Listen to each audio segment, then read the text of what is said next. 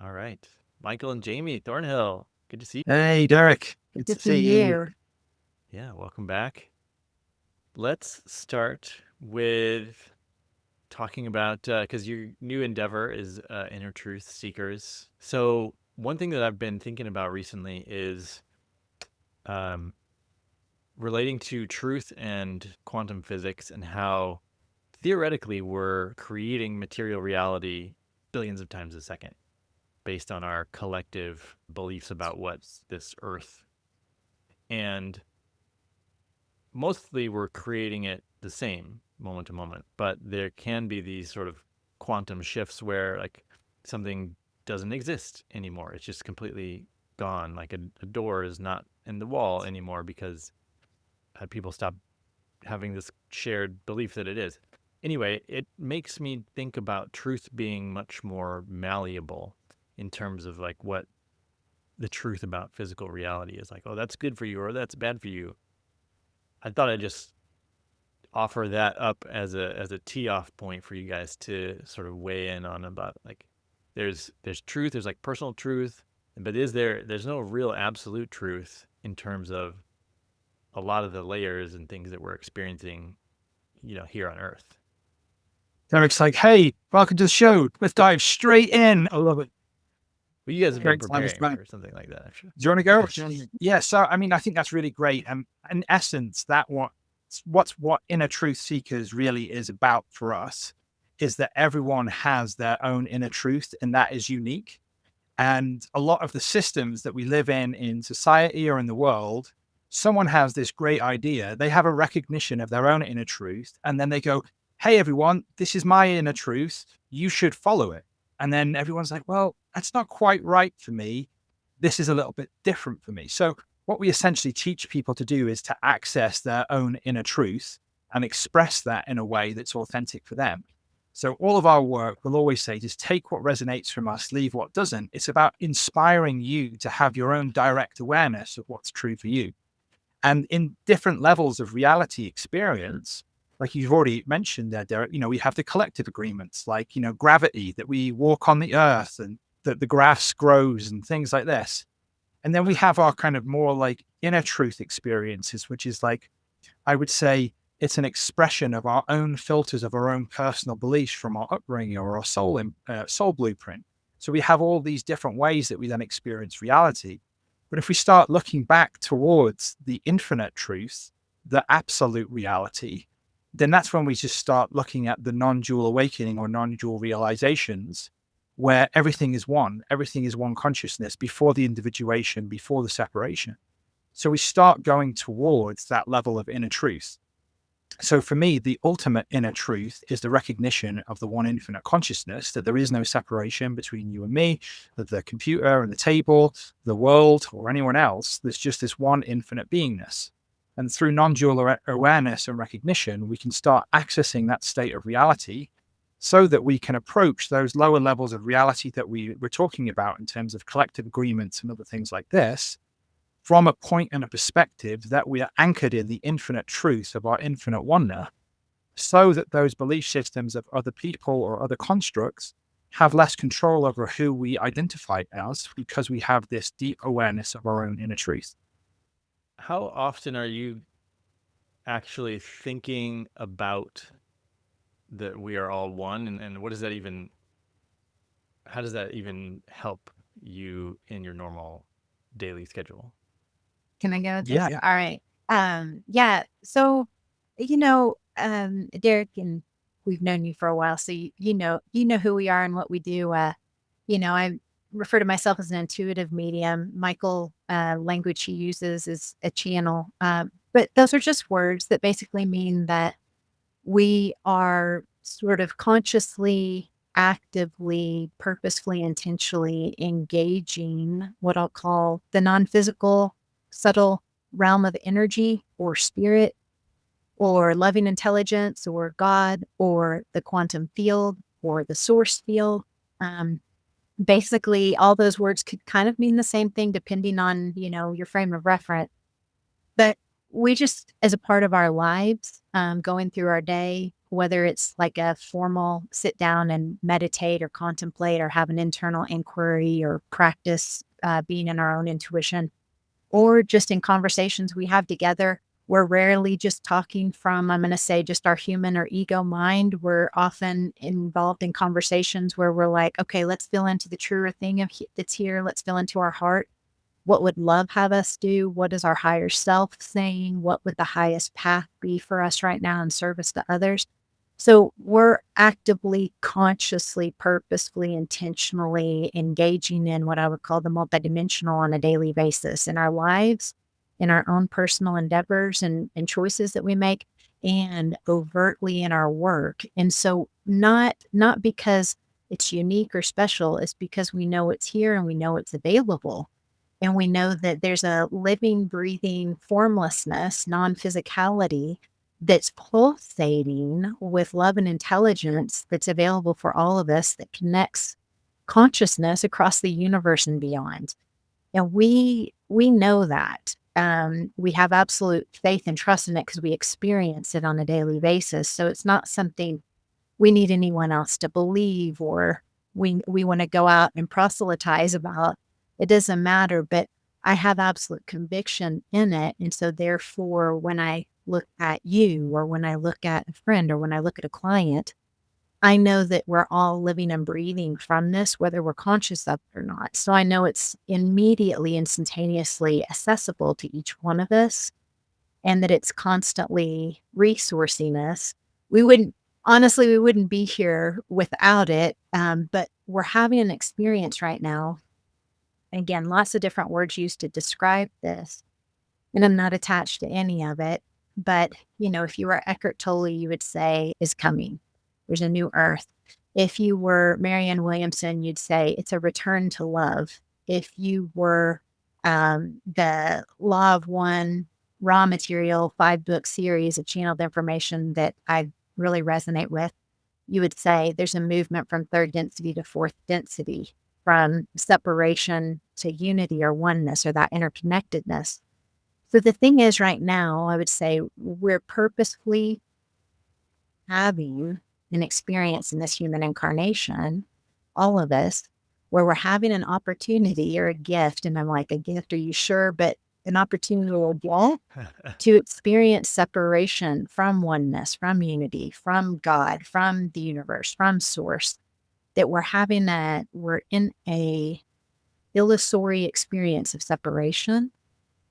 And it can be really believable at times. And, when we get distressed, when we get concerned, when we get vigilant, when we're in fear states, when we're actually experiencing violation or harm collectively or individually, it can be very real. It's very real.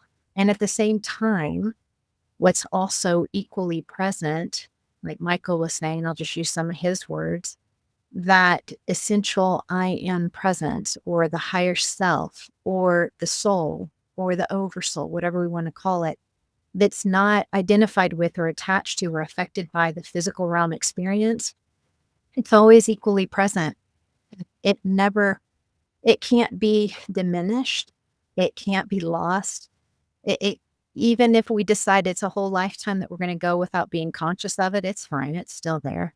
And so that's always present. And so we have an opportunity, should we desire it, or an invitation, which not all of us, it's not for all of us to take that invitation in this lifetime, but an opportunity to recognize it and place our attention towards it more often. When we do that, when people do that through meditation, contemplation, prayer, inner inquiry, stillness, presence, when we do that, we start becoming less and less identified with the physical world, with fear, with all of the trappings or all of the things that happen in our experience. And we start recognizing there's an infinite self that's beyond all of it and that's equally present. And it can be a little strange, but also it can, what can it do? Liberate one from feeling attached or identified with the things that are going on, even as we are part of it in our incarnations. I'm reminded of this phrase that people in the South might say, which is like, Jesus, take the wheel. It's like, I'm just gonna kind of, I can tell that my 3D person is not actually the big one in charge, but Jesus is the next person I know who could sort of like guide me. So Jesus take the wheel. But what I'm hearing is this sense of like, yes, I'm aware of myself in the physical and the larger picture at the same time, and have this sort of maintaining this awareness of both things, and that maybe it's like easier to uh, not get so attached to what's going on right for the human when you can also maintain this sort of higher perspective. Yeah, I mean, I think that's a good like summary of the experience. I think the nuance of that is that, you know, to answer your previous question in terms of how often are you kind of feeling into that you are one, like how many times do you want to on a daily basis? How many times do you want to recognize the truth of who you are? You know, some people might have that experience once in a lifetime, or some people might come back to that multiple times through an hour and just come back to that presence. But in terms of with Jesus taking the wheel, there's this balance between sovereignty, free will, and trust in your infinite self, truth, oneness, God, whatever you call it. So there's this balancing of being from this world in terms of having this human experience and recognizing the innate value and brilliance of the human incarnation, that we chose it, we came here to learn. And then simultaneously, not getting lost in it, not living from this place, not being stuck in this experience, that we can zoom out at any moment in time without bypassing what's occurring, but to change our relationship and our perspective to it, so that we can embody that infinite truth as a radiance that can go out to others around us. Yeah, that sounds kind of tricky in a sense. The free will versus like letting my higher self decide. I think it could be tempting for me and probably a lot of people to want someone a little more with a little bit more perspective to just make my decisions for me. And then it's like the free will that I'm using is to not make a decision, which is a decision in and of itself. Just hoping my spirit team will just sort it out for me and pave the way, and all I have to do is answer the phone when opportunity calls. Um, yeah, what are your thoughts about how to utilize our free will to its most valuable use? Maybe on. Yeah, and then Yeah. I've got something too. Yeah, I'll just be brief. Yeah. In terms of conscious action is the ability to consciously choose and act upon the insights that you might receive. And in my experience, conscious action is almost like a safety mechanism, that you can have these insights of, hey, for example, you might have this insight and say, hey, I want to go and live in Bali. But like, can you imagine what would happen if you just had that insight and all of a sudden you were just transported there and you'd left your friends and family and there was no action point to taking you there? Like, you might actually want to go and live in Bali, but you'd have to have the insight, you'd have to have the awareness, you'd have to contemplate, then you'd have to book flights, then you'd have to book accommodation, you'd have to go through this process. So that point of conscious action is the opportunity for you to act upon those insights of your higher self or your inner truth. In different realms of experience, as we understand, like Andromedan realms and other different realms of experience, it is actually more like that. You think something and it happens. But part of the human experience is that we have these insights and then we take conscious action towards what we prefer, so that we do have that choice to take us in that direction. Then you can obviously apply this. Obviously, that example is of traveling a physical location, but you can apply that to the more nuanced or subtle things in life, like how you respond in a conversation, or where you go to eat, what you might want to do, what you might want to put in your body, how you want to run your business, what type of things you want to do for work. So the conscious action really is a step between your higher self and the physical reality, and a mechanism for you to embody that in reality.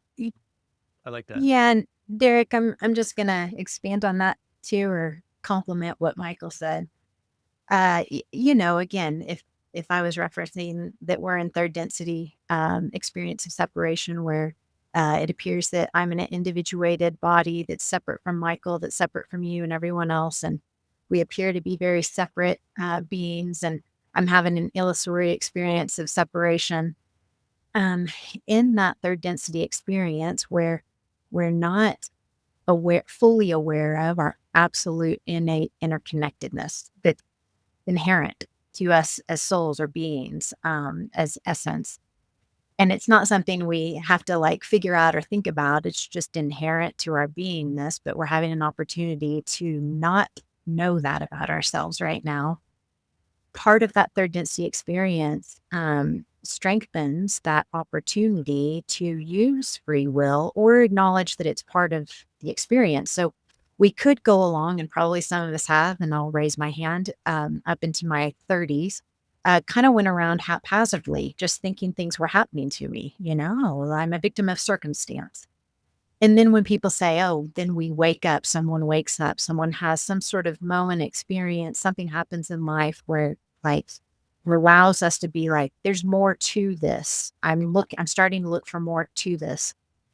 We have an opportunity to start recognizing free will exists for us. It's kind of like I always feel like it's a gift from God. And I don't mean a religious God. This is just my word for the experience I have with that beingness. But it feels like a gift from God of like, yeah, choose. Go be curious, go have an adventure, go journey, go off the deep end, come back again, go off the deep end again. It's like a gift to explore, have curiosity, journey, seek, discover, experience, whatever all those things are. But there's an opportunity in this third density experience to really recognize the free will exists. And then, kind of one of the phrases that feels most relevant to me is like when we actively, consciously gather it, I'm going to use my free will consciously, purposefully, intentionally to direct it towards whatever it is that feels relevant or resonant for me or authentic for me. And so if that means, for me right now, if I was talking about it, something that's just so exciting for me is being in service to others. Okay. And that's not like giving up myself and being in service to others. It's just a polarization or a purposeful focusing towards or focusing my energy towards being in service to others, being in service to love.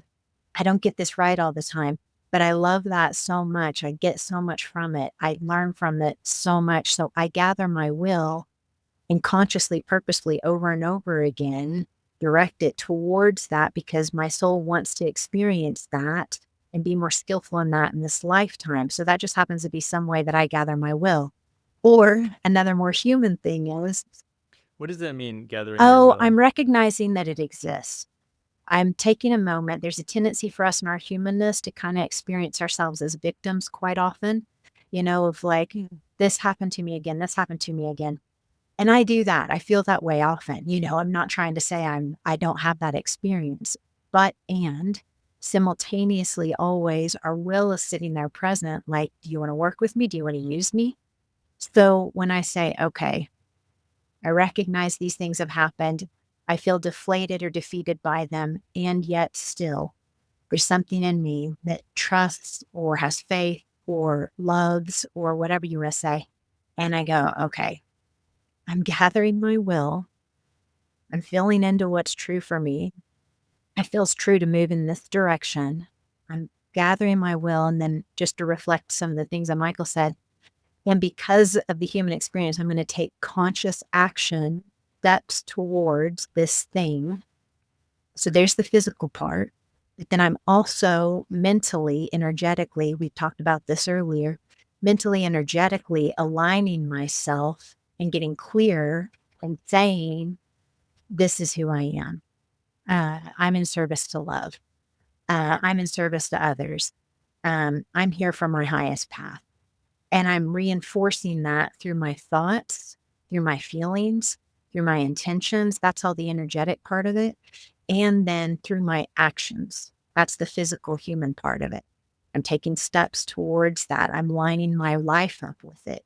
Michael and I, just to kind of glimpse into the personal dynamic between Michael and I, recently, a few weeks ago, we started recognizing we have a communication dynamic that we both get stuck on that feels deflating and defeating. And we were like, how do we change this or get through this? So we both had to take a moment and really feel into, What's the truest thing that wants to come through us in the way we communicate? And whatever it was invited us to step up our own consciousness or up level our consciousness in the way we communicate. And we both were honest. We both were like, we can feel the human part of us resisting and being like, I want to keep being low level. Um, and that's a part that exists and we're not denying it, but we know that the truer infinite self of us is like, it's not who we are. It's not what we actually want.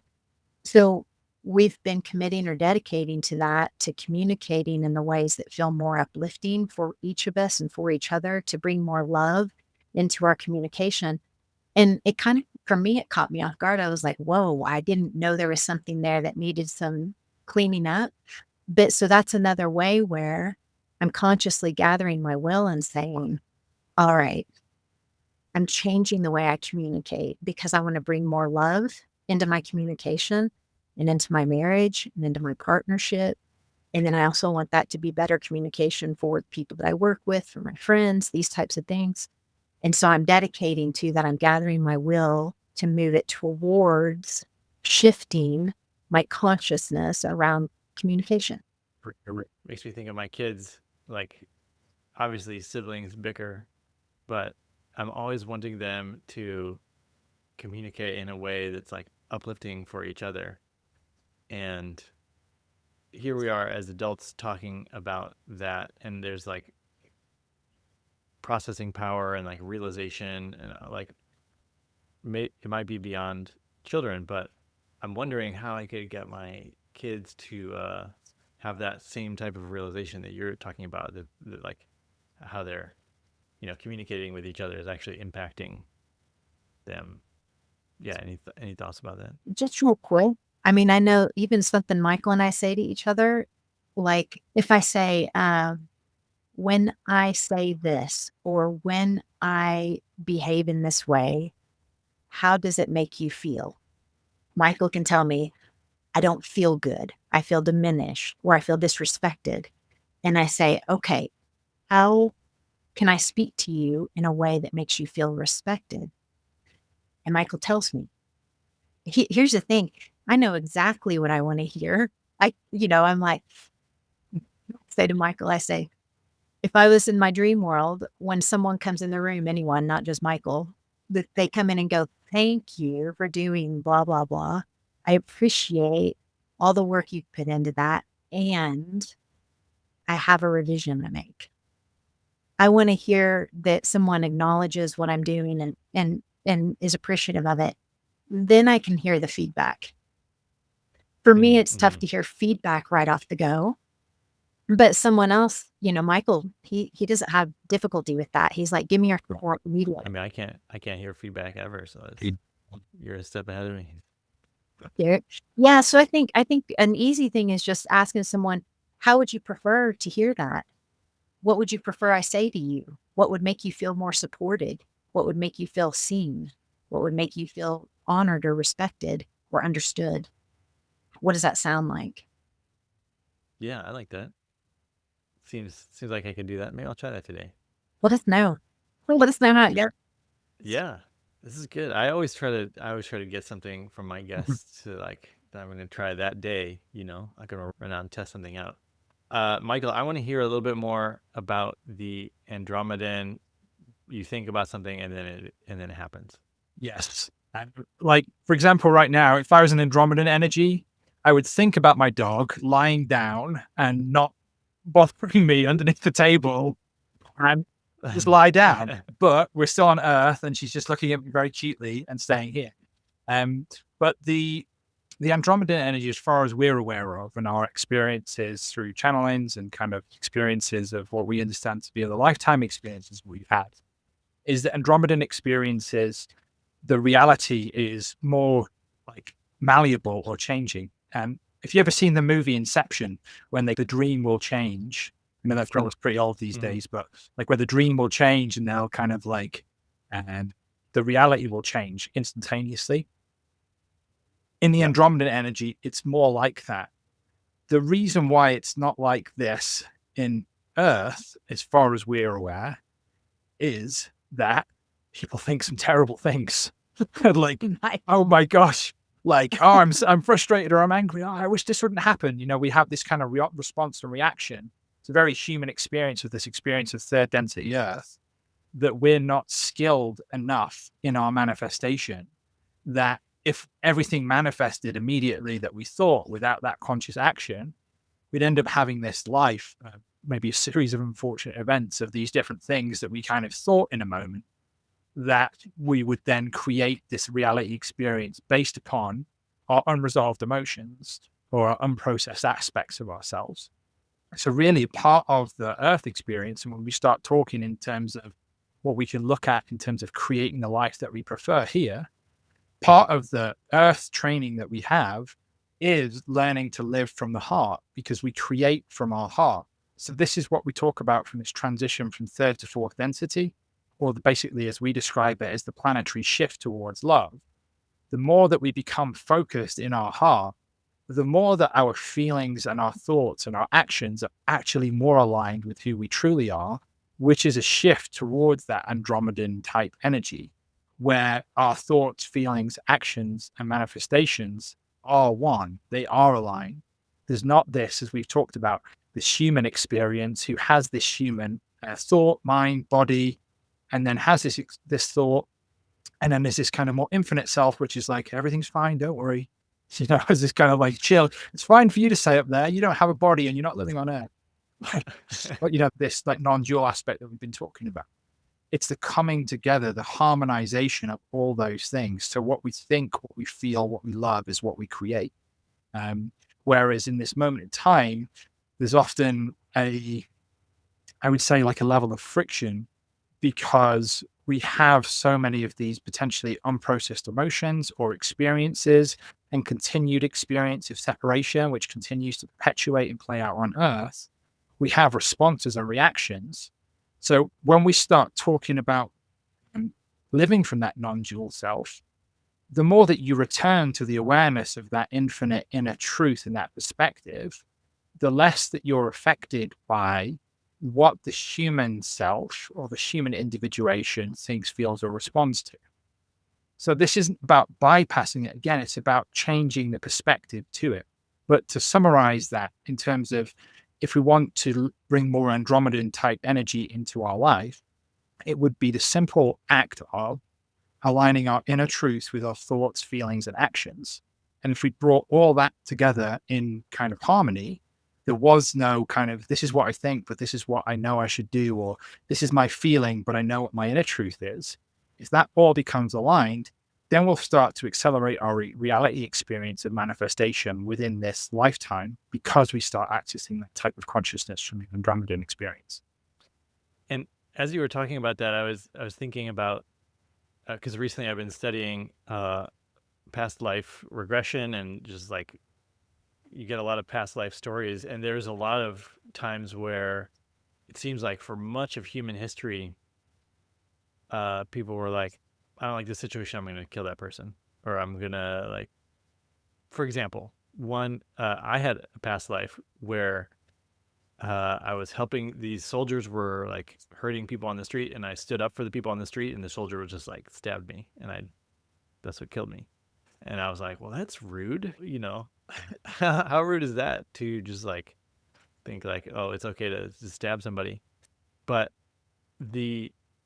like what we would do to people if we had instant manifestation, it would just be like, probably everybody would think some angry thought about someone, like, I wish you would just disappear. And then if it was that quick, then they did, and it'd be like, well, that's not actually what I wanted.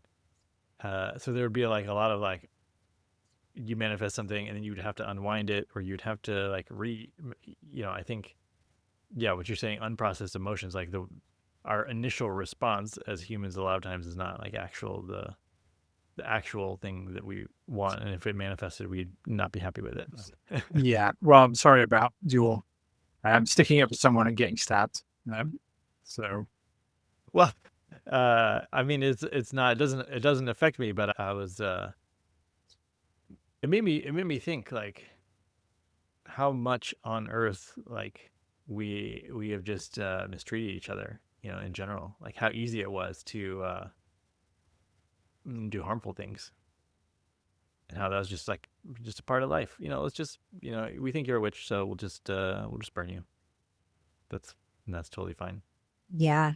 In my observation, or even just like my own sort of internal conversations with my spirit team, my higher self, and just whoever else is present in those conversations, it feels to me like the third density experience of separation, or the density of choice, whatever you want to call it, or it feels like, in essence, just being born into an experience of separation is traumatic. And it feels to me like, especially coming from, again, if any of us can just tune into the truest essence of our inherent interconnectedness with love, that means that in our truest essence, we know love. We're not trying to find it. We're not trying to drum it up, and we're not trying to be it, or we're not trying to express it through our communication. We know ourselves to be love. And so we're having an experience that's very far from our innermost truth.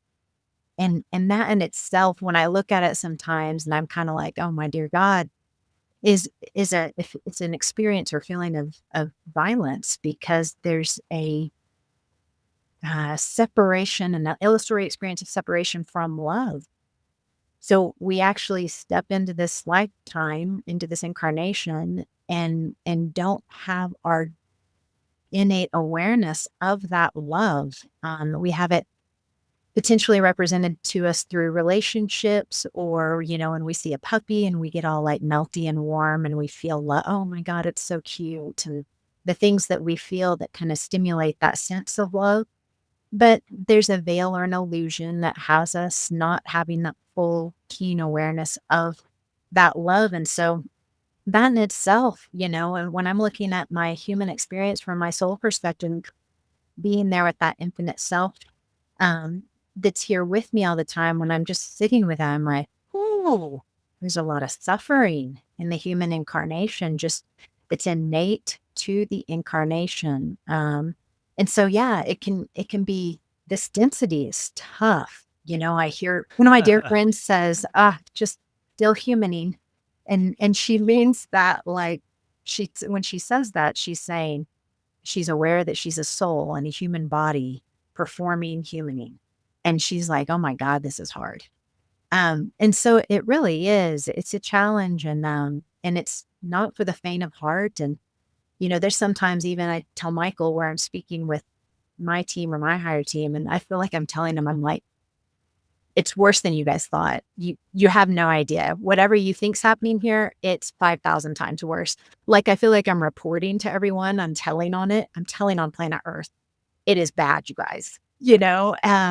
And that's seriously a feeling I have. I'm like, oh my dear God, this place is really, it's tough at times. So yeah, this third density experience is not for the faint of heart, but what an opportunity, again, to really dig in to having faith, trust, conviction in that interconnectedness and love, and really strengthen that, and become adept and strong within your own heart and mind of it and about it. So I think it also gives souls a really advanced opportunity to grow in a way that, like, if we were in the Andromedan experience, we might not have all the catalyst to really struggle and suffer, to be able to really strengthen that faith and trust. I find that there's this video game analogy that, like, okay, if you imagine your video game character, that's your 3D person, and then the one playing the game is your higher self, and you here as a human, you like feel what the video game character, but that's not the true expression. But then it's very tempting to, in a video game, when you just like can't figure out a way of a problem, is to be like, okay, I'm just gonna stop this game for now and just like go take a break. Like, I'm just gonna go have a snack, right? But when you get to that point in your human experience, when you're like, oh, it's too hard, like I need a break, I need a snack break, it's like, nope, you gotta stay there. And I think before I had that perspective, that I have like a much larger soul and a much, a higher awareness and a higher density, I never felt like, this is too hard, maybe I'll just, it'd be easier just to head out, right? so I catch myself wondering, gosh, is that counterproductive for me? Like knowing that, or viewing it like a video game, because I don't know. I think some people, and I'm thinking about, like young people that commit suicide may be like, oh, this is too hard, and I have this awareness that I have it easier somewhere else, and I just want to go home, or I just want to go back to that easier um, experience.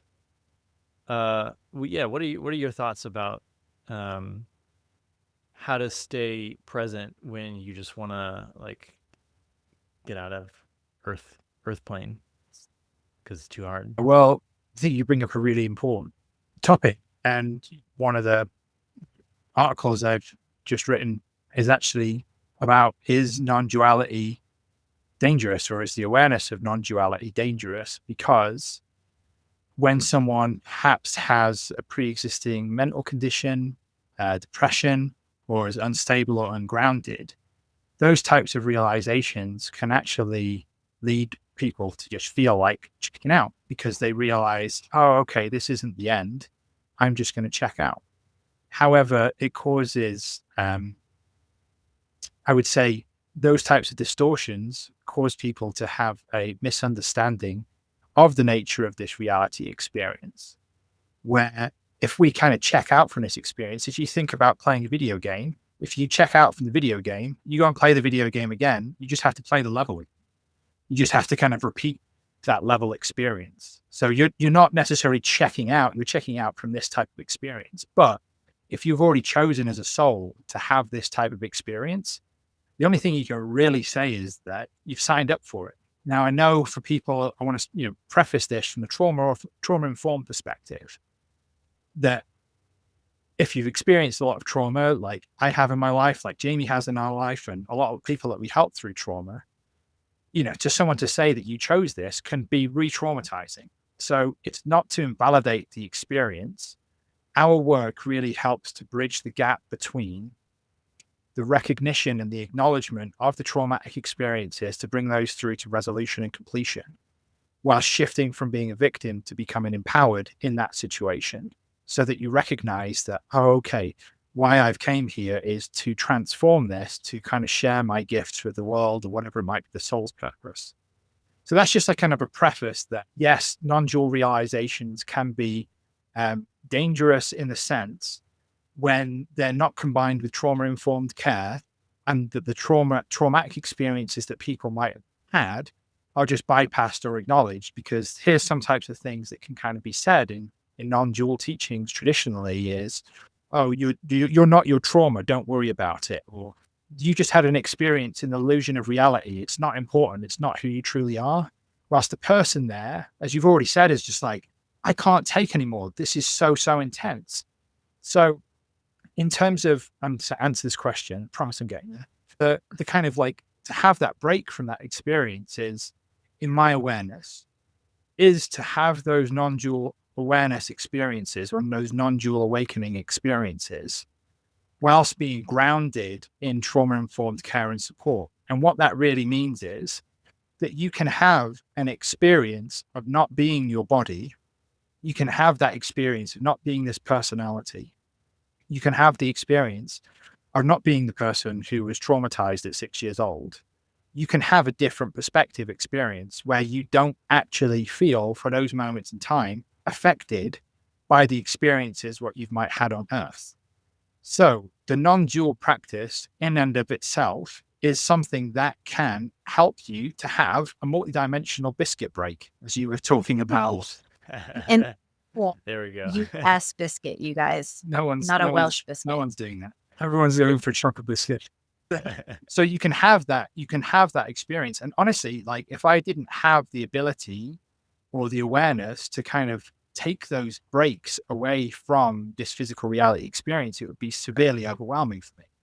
So in those meditation practices, you can have those types of experiences.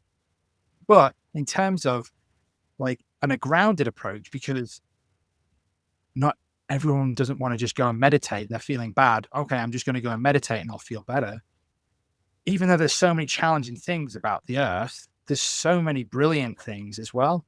So really finding out what your soul blueprint does for fun, what your soul blueprint really like enjoys about it, because I'm sure there's a clause in the agreement that you had to come to earth. Okay, I'll come here, but I've got to be able to ride a motorcycle. Oh, That's just me. Or whatever it might be. So there's all these different things that we can do. But if we're going to summarize it and kind of like make like the through line between it all, like how do you have that break, or when things get too much? It's about tuning into your own inner truth and finding out what that break really looks like for you, finding out where that kind of happy place is for you, finding out what tools, what support, what level of community, what level of kind of nature experiences, what level of trauma transformation, what level of fun, outings, vacations, experiences, adventures there are, and finding this way to actually navigate this life in not only a way that you feel like, okay, I can kind of survive it. It's like, how do you thrive in this experience? It's like, okay, we've all come here with a purpose or a job to do in terms of what our soul incarnation says. This is what I'm signing up for. But then there's also this other part, which is like, but like, you're really going to enjoy it at the same time.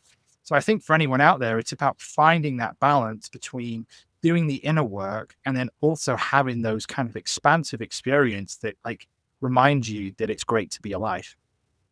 Here's something that so I've been talking to a lot of people that are saying, I'm not sure if I still find joy in the same things anymore, or like the stuff that I used to do, it's like not hitting the same way for me. And I was just thinking about this in my own life yesterday, actually, because I've raced bikes for many years and I'm starting to ride a bit more this summer, and I'm in shape enough that I think I could race. And I was like, ooh, should I go do a bike race?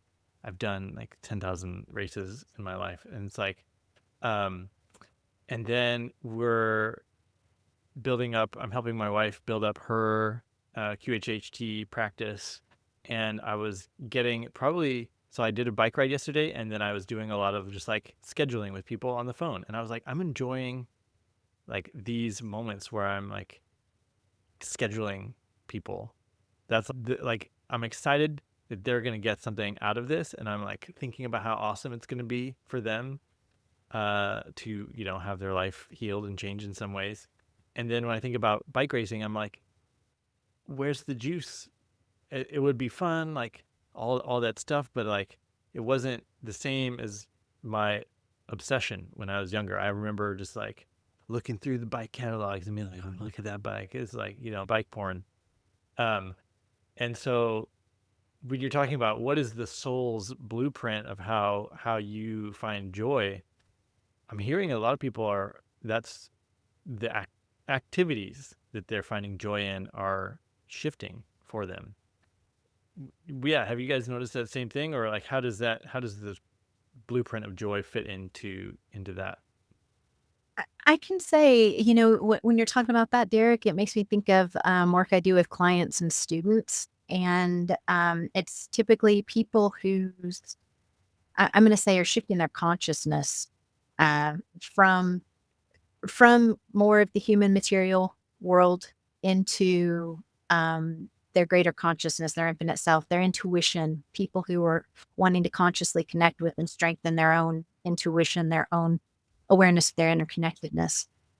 There seems to be a tendency or a trend, and this isn't, for everybody, but it does seem to be a tendency or a trend naturally that the things that, and here's what's always, I know for me, here's what's always tough. There are things that used to resonate with me brilliantly, that if you would have asked me 10 years ago about gardening, I would have been like, I'm passionate about it. Absolutely passionate about it. Today, if I think of going out and gardening, I'm like, oh my God, that's a lot of work. I think I just want to go on a walk and grab a few eucalyptus leaves and come in and put them on the stove to steam the house up. And then I get to experience the plants in that way. But like the idea of going out and like spending 6 hours in the yard gardening, I'm like, no, I'm not doing that today. I'm not passionate about it. So our our passions just naturally change, or our desires or our joy or the things that we resonate with naturally change. I think what's tough, especially as people start waking up again, thousands of words and phrases used to describe this, having more awareness of their greater consciousness, aligning more with love, being more intuitive, recognizing the multidimensional realm. The more we do this, the more we recognize that honestly, we're constantly shifting and changing. We're literally, change is what's always happening. Change is sort of a natural process. It's ongoing. And when we kind of wake up, we might recognize that we're kind of constantly evolving, something that we were doing 2 years ago, we may not have the excitement for. And now it's really about this part that's really more refined and specific about this over here. And then that's exciting for the next 6 months until it evolves into something else.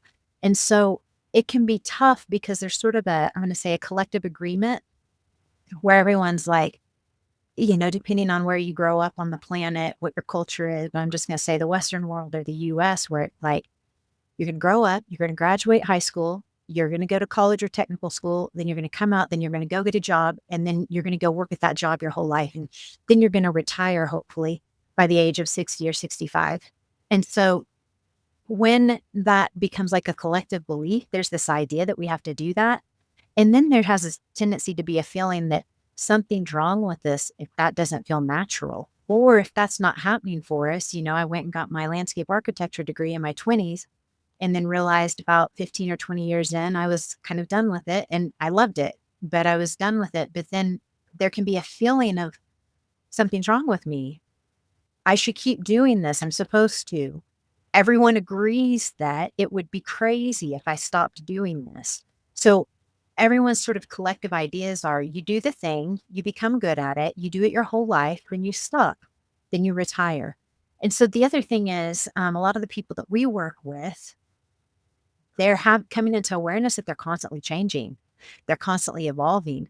And so staying present with that in the framework of a collective humanity that kind of would have us believe we just do one thing our whole lives and be happy with it. That can be strange and unsettling. And when we start honoring it in ourselves, Michael and I do this, we recognize how quickly we change. Derek, you may have experience with this yourself. We come up with an inspiration and we have a conversation about it. We feel into it and we start sort of developing it. As we're developing it, thinking it's going in a certain direction, it literally morphs into something different we didn't expect. Then we start kind of moving in that direction. Then it morphs again. And that process used to take about 6 months. Today, it takes about a week. And at the end of the week, we'll go, oh my God, that thing changed 3 times. And it's just, if you stay with it, if you stay present with it, it happens quickly. And so I think, for me, I can see that there's a human part of me that gets a little sad. Oh, I don't love gardening like I used to. What's wrong? Oh, I miss that part of me that just loved garden. Okay. And it's just not true for me anymore. I'd rather just pick a few plants and put them in a vase in the house and be like, oh, they look so pretty. And so like accepting that and continuing to move on and change and evolve. For me today, there's a lot less resistance, holding on, tightness. And so when we can just, the human part of ourselves, honor, I did that thing. It was amazing. I did 1,000 bike races. I still have a desire at my authentic level to keep riding the bike. It feels nice to be out in nature. Do I want to race again? Not so much. Maybe if it's around town or maybe if it's a few miles, I don't know what it is, but having the ability or the permission that we give ourselves, just I get to be authentic with myself right now and I get to change. Permission to change my mind all the time. Michael sometimes says to me, he's like, I need to ask you a question. Last time I asked you this last week, you said this. Today, what's your response? Because I'll be like, oh yeah, I don't feel that way anymore. And he knows that about me. Yep, I've already changed. I don't feel that way anymore. So he says that kind of half joking, but I know he's serious.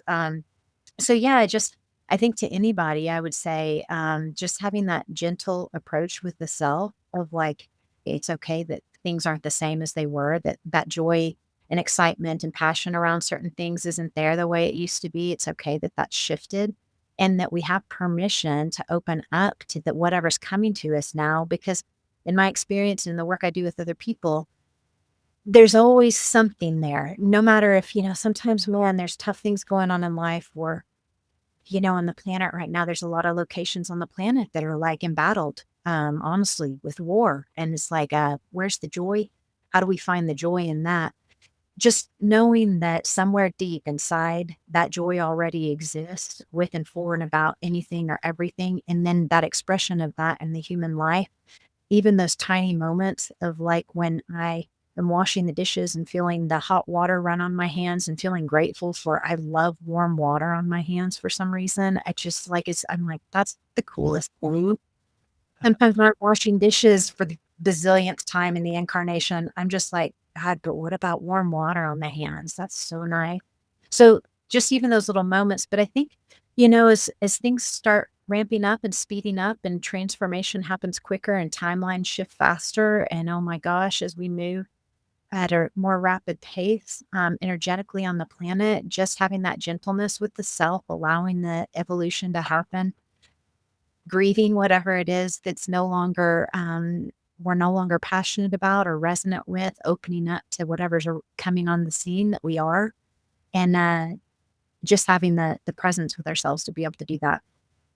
Yeah, thanks for sharing. Yeah, I feel like I'm getting a lot out of this conversation. And then having Fantastic. support with other people, just like, Derek, oh my God, you're going through that too. Oh, thank you for sharing that. I needed to know that. I was feeling like I'm over here and alone. So also having like other people that we are able to talk to and have these conversations about and not feel like, oh my God, I am off in my own world. I am, but also so is he. And, so are you and other people. And I want to know that. And I want to know about, so also having that mutual support, having a 1 or 2 or 5 or 10 people around that are able to have those deep conversations and communicate about those things, and having that mutual support right now is also really important.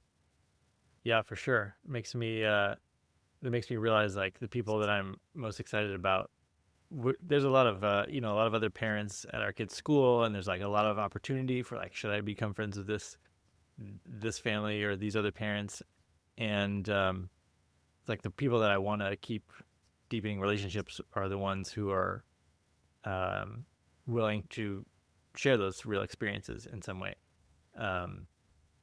Yeah, so that's having a group of people around.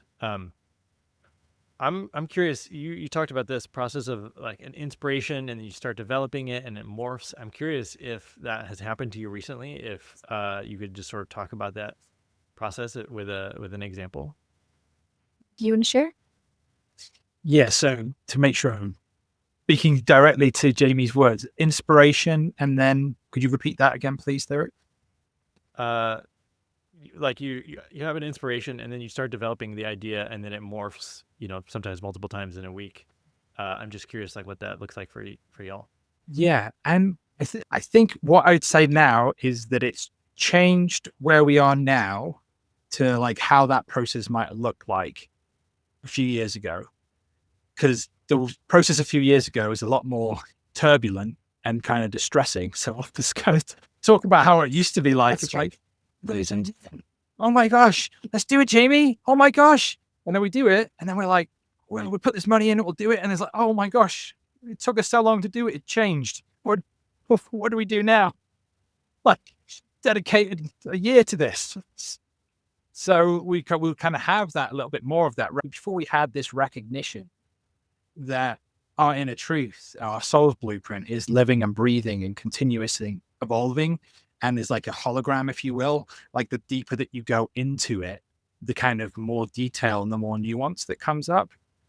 So we would have this process of experiencing things or creating things or having these ideas.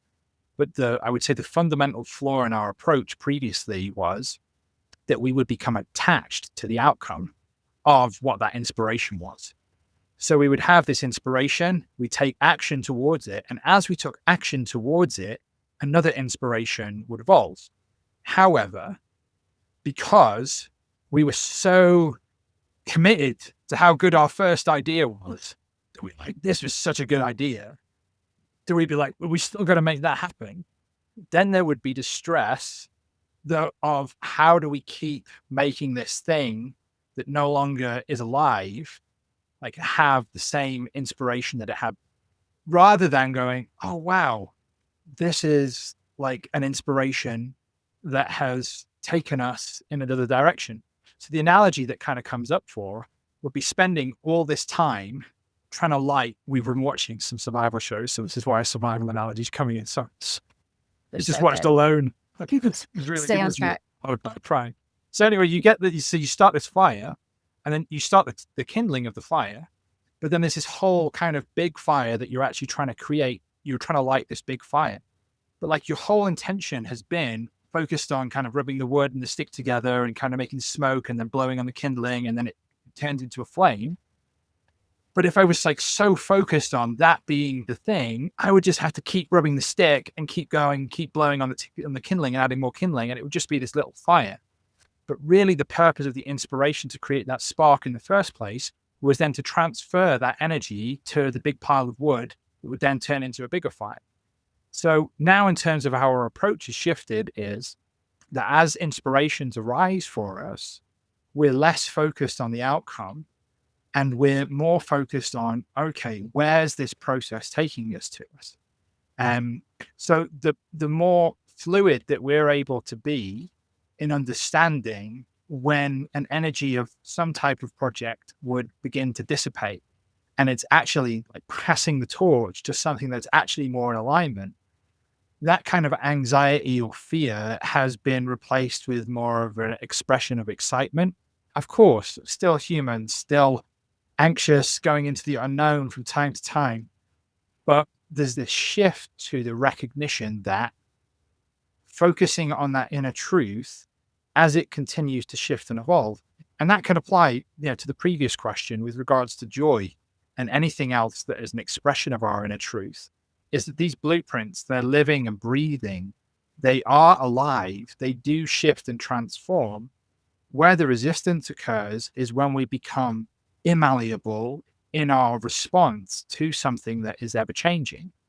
So the more that we can shift and move and evolve with the world that evolves around us and our own inner truth, as we access deeper levels and layers of that, we're going to be able to be more productive and efficient in expressing our soul's mission. As we understand that each inspiration is akin to that kindling on the fire that is perhaps the spark of something greater.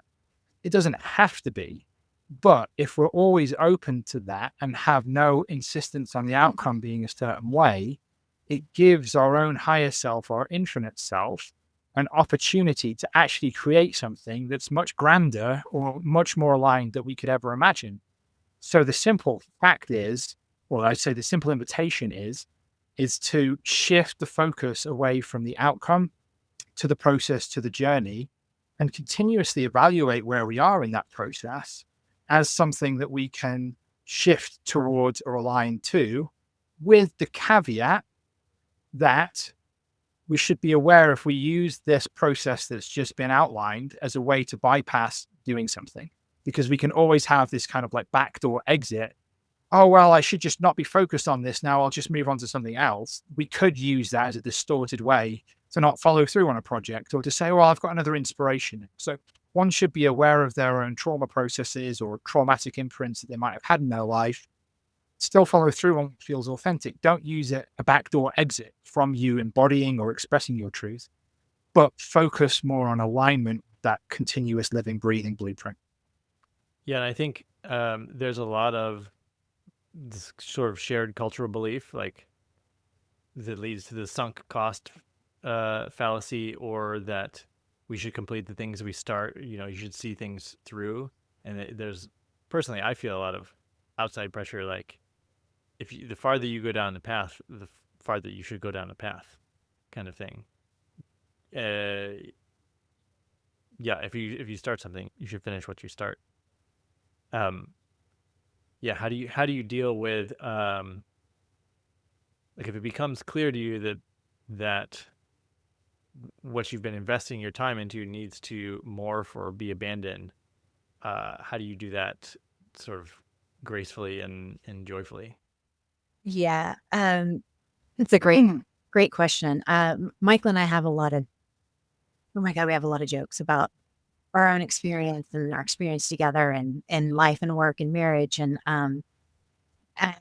quite honestly, we've been together for almost 8 years. And in our span of time together, I mean, maybe about, this is probably conservative 6 times I can say that we've dedicated or devoted our time, our money, our resources, our um, effort, energy towards something for our business that we thought 100% this is it. And we start going on that track. And he and I both, we're both very similar in that we go into things full on, dedicated, devoted. We're not hedging on what we go into. We're there to gain all the catalyst, to learn all the lessons, to take all the knowledge, wisdom from it, to just squeeze everything out of it. So because we do that, we move through things quickly. We're both aware of that as individuals. And then because we're together in marriage and partnership in our work, we potentiate that in each other. So it's exponential at the rate that we move through things. And so when we do, which we have, and will continue to move through things, we're headed in that direction. This is where it feels like it's going. Then we get in it and we start realizing, because always it's a lot of other things that we didn't expect either that are going to be along with us for the ride that we're going to be learning with and from and through. Then we feel like we've come to a place of completion where the chapter coming to a close. We both always, there's always kind of a moment of, there's always a moment of like, it happened again. All right. So I would say we're still getting used to that being normal. Okay. This feels like it's come to completion. Then we do a deep check on ourselves individually and together. We quite often say one of us will just go, hey, I'll go ahead and plug in intuitively. So one of us just kind of goes inward and the other one asks questions. Here's what we're doing. Here's what's headed. And our teams are, we're very familiar with our own higher selves and our own spirit teams, and they're very in sync. And so everyone's kind of always ready there to help support and encourage and guide. But we can feel when it's come to completion and we just go, okay. And we take a moment to just feel the sort of, there's a hit or like, okay, that's over. Then we just go in highest alignment with ourselves. What's the next step? Or what's opening up now? Or what direction do we move? Or what's most resonant with us? And then we see and feel things that feel resonant. Okay, it's this. So it requires us sometimes to do things that at the human level feel big, like totally start a new website or drop a service offering that maybe a lot of people were loving and we had a lot of clients with, but we have to recognize I'm no longer excited about it. I no longer want to do it. I feel heavy when I do that offering now. It doesn't feel authentic. There's something else that I want to do. So now I'm going to let that service offering go ahead and go by the wayside. But oh my gosh, the human's like, I had so many clients with that. And it's like, is that what we're here to do, is just get clients? No, my soul's here to do other things and stay on my highest path. So there can be a moment of recognizing we put all that time, we put all that energy, we put all that money, we put all our resources into that. We'll let that go and we'll allow that space to open up for something new. And what does that look like? It feels like it looks like this. Are we ready to start taking steps towards that? Yeah. Okay. So then we do that. But, there's an emotional component, a human emotional component that's still, again, for me, I know especially, this still was kind of like, hold on and be like, well, wait a second. Can't we just do this kind of at 20% instead of 100? I can't do 20%. Like, it's just like, ugh, I refuse it. I refuse 20%. Like, so I can't. So we have to, Michael and I both are very dedicated to our own truth. And so we've got to be true to ourselves. And so we've got to know what that truth is. Then we always, some part of us enjoys having the courage and the faith and the trust and the love and the conviction to follow our truth. And that's actually one of our greatest joys, whether we ever say that openly or not, because we probably learned a few times, is following our truth, not knowing what's coming, knowing that what we just went through no longer serves us and is no longer resonant. And now we're opening up to another mystery that we can't say what's going to happen, but we can follow that and learn from it. And then somehow strengthen our own faith in ourselves even more. And we secretly, openly love that. But it's not always efficient on the human level. It's like, oh, well, there's $5,000 out the window in the last 6 months. And it's like, it'll come back, so we've done that so many times and it's proven true so many times. Everything kind of shifts and evolves with us as we shift and evolve. And we've done that enough times where we trust it, even when it feels like we're taking a step off a ledge. It's like, we've done this before.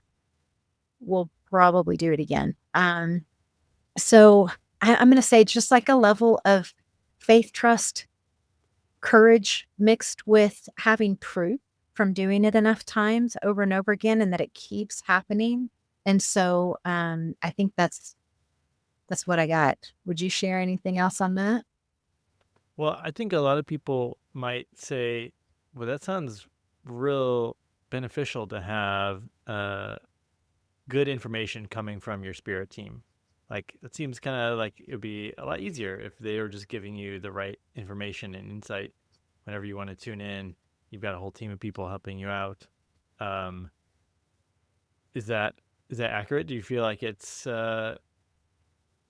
easier because you have that close connection that you can channel your spirit team easily? That's a great question, Derek. And I'm going to say yes and no. That's yes and no. Yes, what's really helpful and wonderful is to be consciously tuned in to what feels true and have that supporter help. Sometimes showing up as a spirit team, sometimes the higher self, sometimes God, depending on the day or the time or the context. Sometimes just a feeling of interconnectedness or knowing.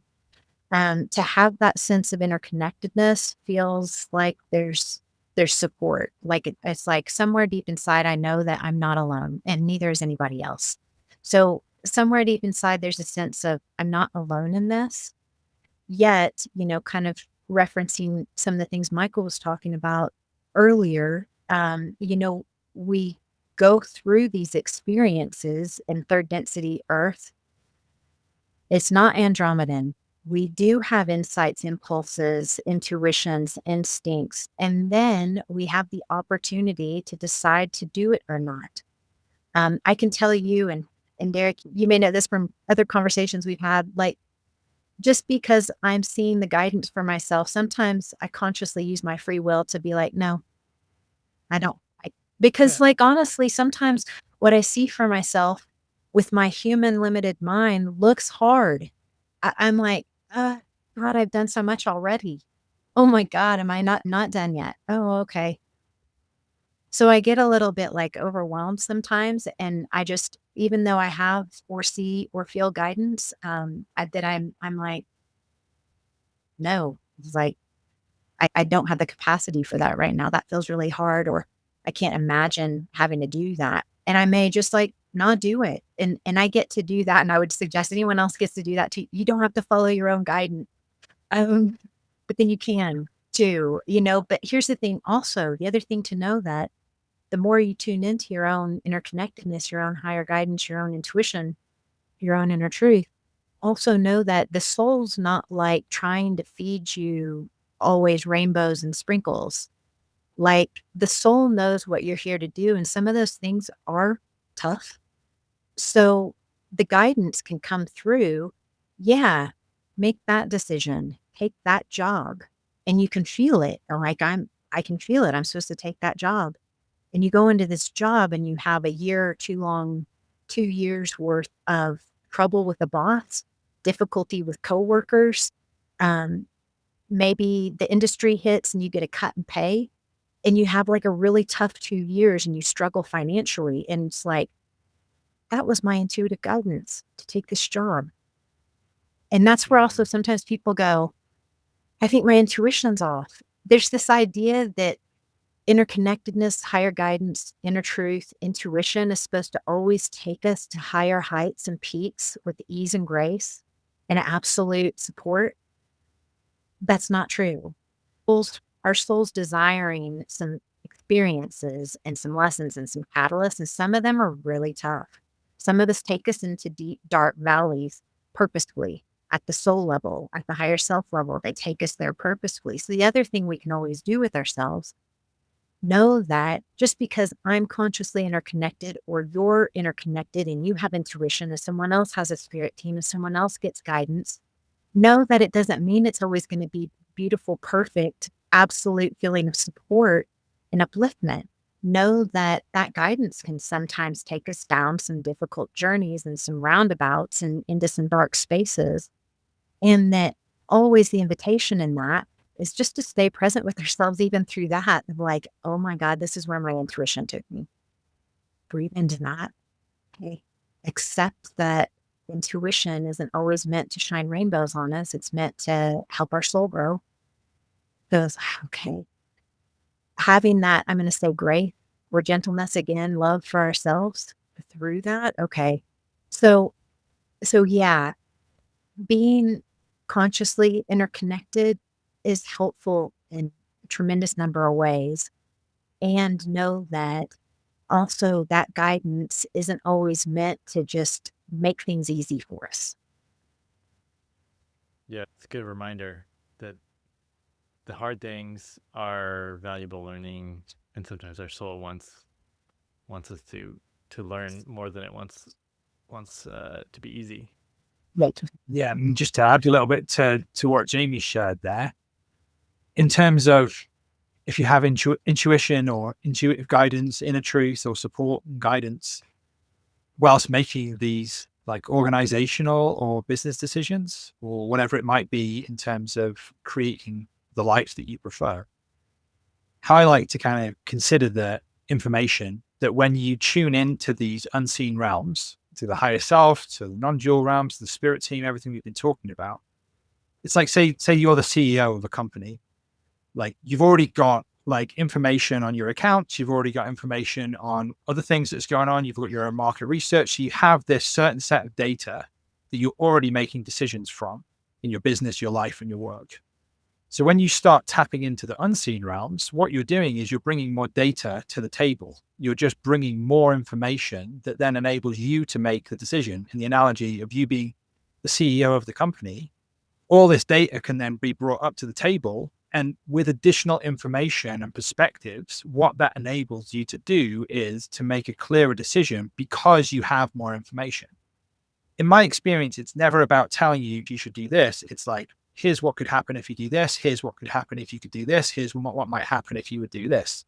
And using the unseen realms in a business context is really about improving your decision-making, improving the clarity, and taking you not just in the direction of what the human self might see, but when you combine this with being clear upon your soul's purpose, being of service to others, and connecting with your soul's mission, you can use that information and that alignment of why you came to Earth to amplify your authenticity, your impact, and your abundance, because you're tuned into your innate abundance and your soul's purpose and your mission. So really the kind of unseen realms, the type of data and information that it brings into the table is, okay, how does this line up? How does this decision-making process, how does this offering, how does this line up with, in terms of my soul level evolution? How does it line up with the incarnational purpose that I've had? How does this line up with contributing to the planetary shift towards love? Then you have all these different decisions that you can make, but you're really more I would say, adept or informed about all of the different aspects. So yes, for me, like tuning into the channeling or intuitive guidance is absolutely brilliant. But at no point is anyone going to tell me that this motorcycle is better than this motorcycle? Because I did this in channel recently, and I was like, I still want to get this one, even though it's probably not the right one. It's the one we're going to get for. So this I is the know. point of like when you come back to your own free will, like what really is your inner truth. And sometimes these types of experiences, like I'm just kind of like joking a little bit about, which is absolutely true.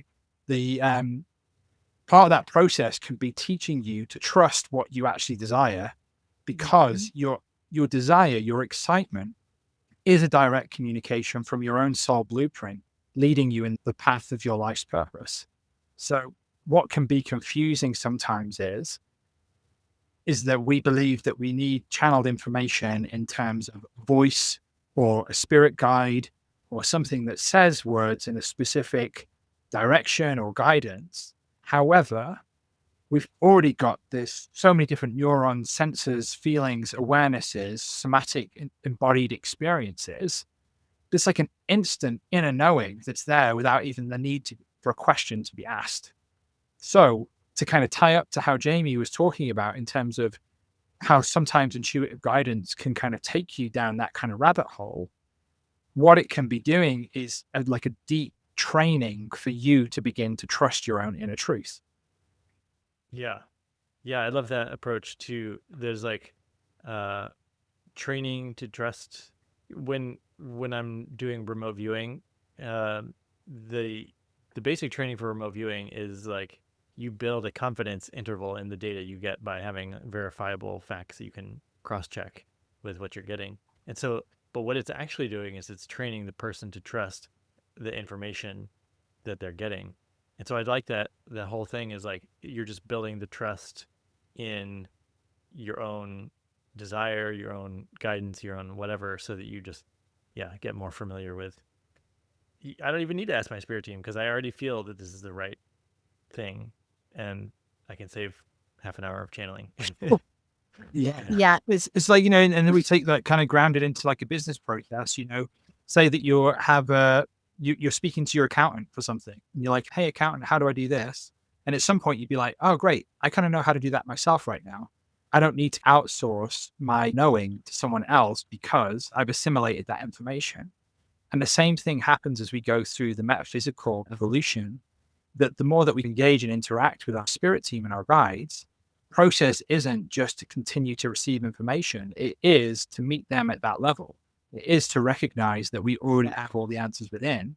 So that's a kind of, I would say, a typical arc that one might experience as they start investigating these multidimensional realms, is that the more deep that you go with this, the more kind of up leveling that you experience within your own kind of awakened experience of connecting to those and kind of finding those answers within your own consciousness. Yeah, actually, I interviewed a guy who was a channel. He was a channel for a few years, and then he said I stopped channeling when the stuff that I would say myself was the same information that I was channeling. So I was like, he didn't need to channel anymore. He had integrated it. What would you guys like to? Well, is there anything I haven't asked you guys about that you want to share, or is there something that you want to leave as a closing note or comment to our audience? Yeah, great. Well, firstly, thank you everyone for listening. If you made it this far, thank you so much for putting up with us for this extended period of time. And Derek, an absolute pleasure to be here again. It's always great to be with you. To everyone out there who's listening, if anything's resonated with you here today and you'd like to get a deeper awareness of your own inner truth, I'd invite you to sign up for our absolutely free 8-day inner truth immersion, where you can sign up at innertruthseekers.com. And we'll take you through some meditations, guided exercises to help you to not only begin to tune into your own inner truth, but practical steps and guided ways that you can start embodying that in everyday life. And then we've got a whole host of programs that we have one-on-one through non-duality, intuitive readings, intuitive development, trauma transformation. And we also have what we're super excited about, which is just launching, is our Inner Truth Seekers Academy, which is a multidimensional learning community, which is designed to help you amplify your authenticity, your impact, and your abundance as you live your soul's mission in service to others. So this is a collective consciousness, people who are taking that step to contribute positively to the shift towards love on planet Earth. In other words, when you've gone through these different levels of personal transformation and you know that you're ready to take that step into being of service to others, or perhaps you're already being of service to others, but you really want to amplify that soul's blueprint, all the stuff we've been talking about today, you want to anchor that absolute purpose of why you came here on earth, and that you want to transform the way that you work with people and live in authenticity with your true authentic self, then this community could be for you. So thank you so much for everything. If you've got any questions, we also offer free 30-minute clarity calls. If you resonate with anything we shared and you want to know more about how we can help you, please don't hesitate to reach out to us. Thanks so much. And I'm going to add one thing, Derek. Thank you, Michael. This just keeps coming up just intuitively to just mention, there's a phrase out there called existential dissonance. And it sounds like a big word and kind of fancy or academic or intellectual, but the meaning of it is when any one of us as an individual is experiencing a non-resonance within ourselves and with the outside world. And that may be the actual physical environment where we live. It could be the physical humans, our collective culture in the location where we live. Some people might call it a vibration or a frequency, or some people might call it a consciousness. And that existential dissonance is a sense of feeling different than the collective surrounding, the physical surrounding, the cultural, the human consciousness surrounding. And right now on the planet, it seems more highlighted than it's been in my lifetime, that there's a lot of violence being used as options to resolve conflict, that conflict doesn't actually get resolved, from different countries, different leaders, in individual homes and families. And so sometimes anyone listening might be feeling like, I just don't feel like I resonate with the thoughts, the beliefs, the patterns, the culture, the physical environment of the place where I live or the people that I live amongst. And I just want to say, that can be a feeling, especially if you feel like you're feeling that way alone. Like, I'm the only person who feels that way. I'm the only person that wants to talk about these things or have these deeper conversations. Or why are there not more people being more compassionate, more considerate, more thoughtful, more respectful, more kind, more open, more curious? Why do I feel like I'm the only person in this place that feels that way? That can feel a little bit daunting or isolating, but I just want to say that that's just a demonstration or proof that there is a shift happening, and it's happening through me and it's happening through you.